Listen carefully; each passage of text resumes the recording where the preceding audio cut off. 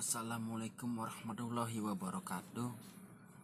Salam sejahtera bagi kita semua.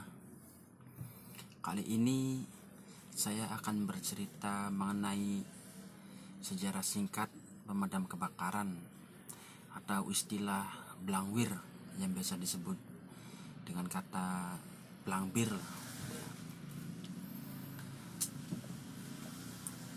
Oke, langsung saja kita akan bercerita tentang sejarah singkatnya ya.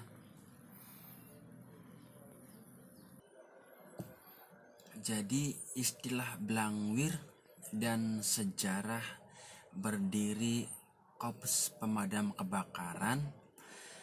Istilah blangwir yang melekat dengan mobil pemadam kebakaran sampai saat ini ternyata tak lepas dari sejarah panjang berdirinya Korps Petugas Pemadam Kebakaran atau biasa disebut PMK. Bagi masyarakat di berbagai kota seperti Jakarta, Semarang, Malang, dan lain-lain, istilah blangwir ada yang menyebut blangwir atau blangbir bagi kendaraan pemadam kebakaran sudah melekat sejak lama. Secara spontan menyebut blangwir atau blangbir lewat untuk mobil pemadam kebakaran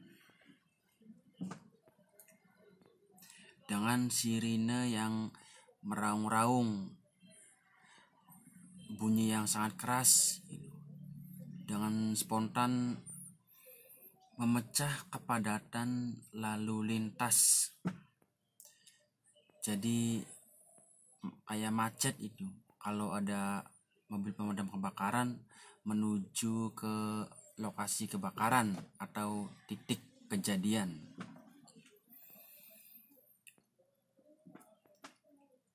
Ternyata istilah blangwir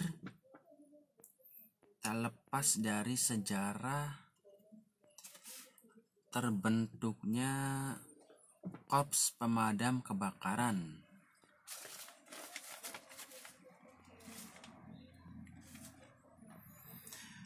Pada zaman penjajahan Hindia Belanda yang disebut de Brandweer. Posisi Korps Pemadam Kebakaran setara dengan petugas polisi yang disebut sebagai institusi elit pengaman kota. Jadi istilah di tiap-tiap daerah di Indonesia itu berbeda-beda. Contohnya kayak di wilayah Jawa atau wilayah Kalimantan atau yang lainnya gitu. Tetapi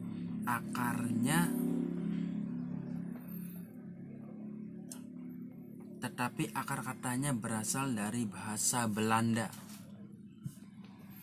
yaitu brandweer, karena pengucapan yang sangat sulit di lidah orang Indonesia, maka kata brandweer dibuat lebih gampang menjadi blangbir. Kalau di kota saya sih biasanya disebut ya blangbir gitu.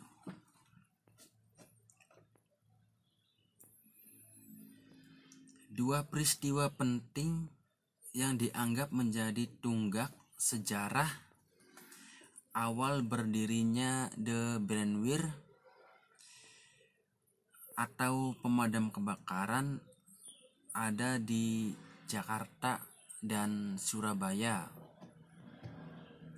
pada rentang waktu berbeda. Berdirinya Brandweer di Surabaya dilaksanakan pada saat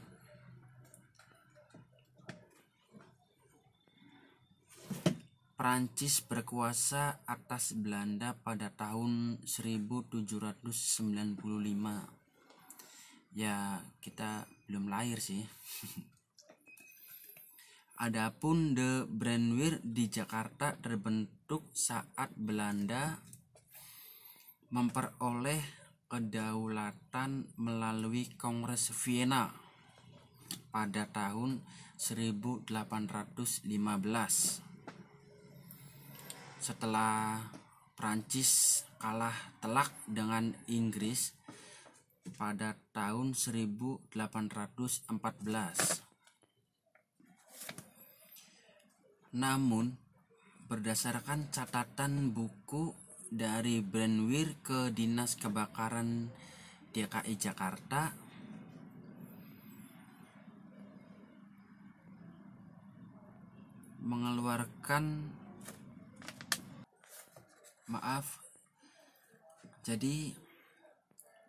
menurut catatan buku dari Brandweer ke Dinas Kebakaran DKI Jakarta, pemerintah Hindia Belanda mulai membentuk satuan pemadam pada tahun 1873. Pada tahun 1873, ketika itu terjadi kebakaran besar. Kebakaran besar terjadi di Keramat Kuitang. Kemudian dan residen atau sekarang disebut Gubernur DKI Jakarta mengeluarkan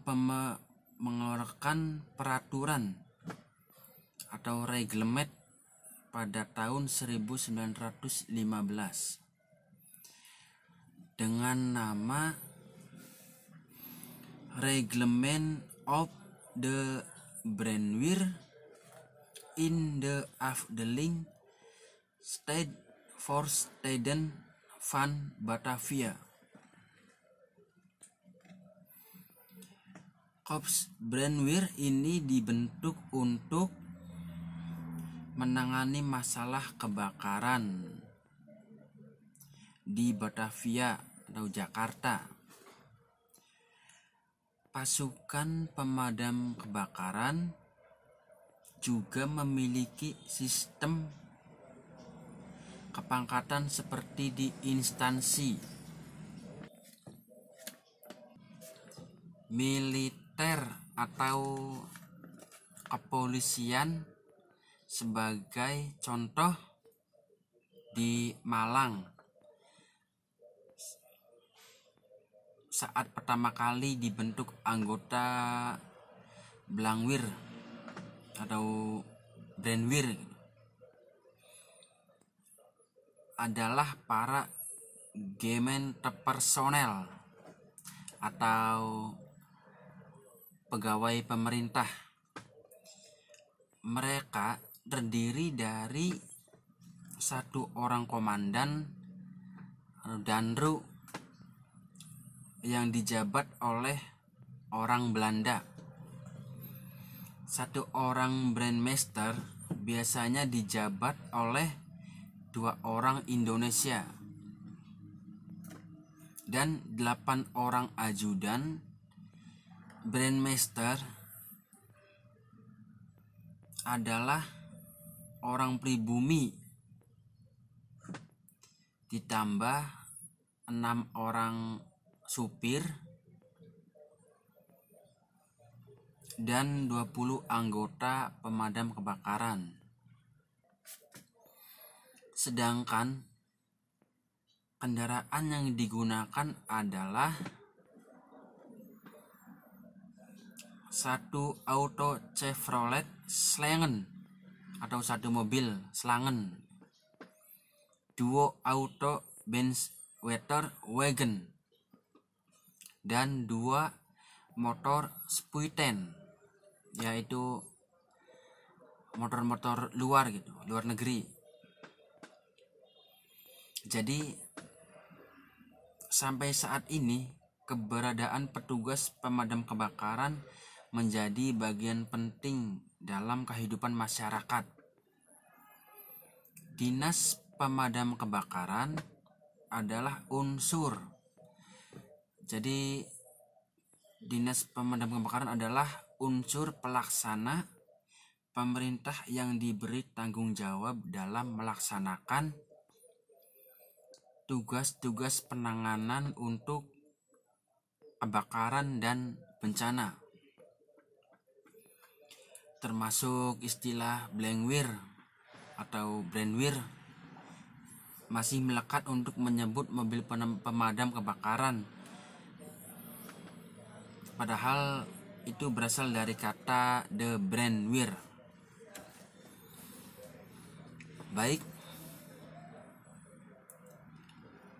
semoga apa yang saya sampaikan ini bermanfaat bagi kalian semua yang ingin tahu mengenai sejarah singkat berdiri Korps Pemadam Kebakaran atau istilah Blengwir. Adapun kurang lebihnya dalam kata-kata atau cara ngomongnya gitu, mohon dimaklumi dan dimaafkan kalau ada kata-kata yang salah. Oke, sekian dulu. Assalamualaikum warahmatullahi wabarakatuh.